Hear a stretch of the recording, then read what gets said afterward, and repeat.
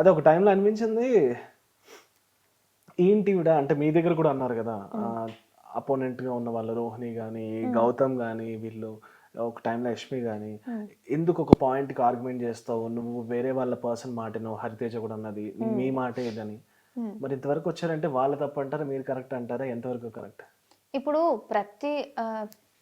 ప్రతి ఒక్క వేరే వాళ్ళ గురించి నాకు తెలియదు కానీ నేను నిజంగా గట్టిగా నేను కరెక్ట్ చేస్తున్నా, లేకపోతే నాకు లాజిక్ నాకు లేకపోతే నేనే కన్విన్స్డ్ లేకపోతే నేను మాట్లాడను.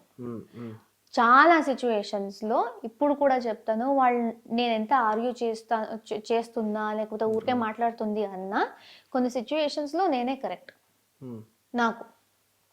సో అది కరెక్ట్ అనిపిస్తే, లేకపోతే దానికి లాజిక్ ఉంది అంటేనే నేను మాట్లాడాను.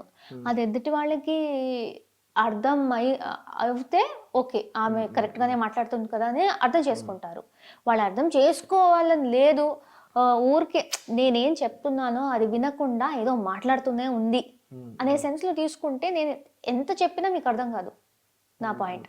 అండ్ ఇంకోటి ఏంటంటే తెలుగు నా మదర్ టంగ్ కాదు, తమిళ్ నా మదర్ టంగ్.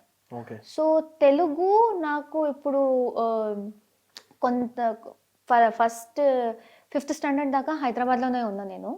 సో అప్పుడెప్పుడో చిన్నప్పుడు తెలుగు నేర్చుకున్నా. దాని తర్వాత జస్ట్ మూవీస్ చూసి తెలుగుతో టచ్లో ఉన్నా. అండ్ పాస్ట్ 2 years నుంచి తెలుగు ఇండస్ట్రీలో పనిచేస్తున్నా. సో నేను నేర్చుకున్న తెలుగు మొత్తం ఇలా వేరే వాళ్ళు మాట్లాడుతుంటే వినేసి నేర్చుకున్న తెలుగు నాది. సో నాకు న్యాచురల్గా రాదు. సో కొన్నిసార్లు నా మాటలు అర్థం కాదు అనేది మేబీ లాంగ్వేజ్ ప్రాబ్లం వల్ల ఉండొచ్చు.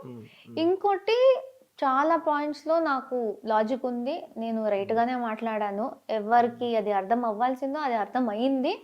ఎవరు ఊరికే ఒక వాల్ పెట్టుకుని మేము వినము, ఈమె ఏం చెప్పినా తప్పు అనుకుంటే అది సోదిలా.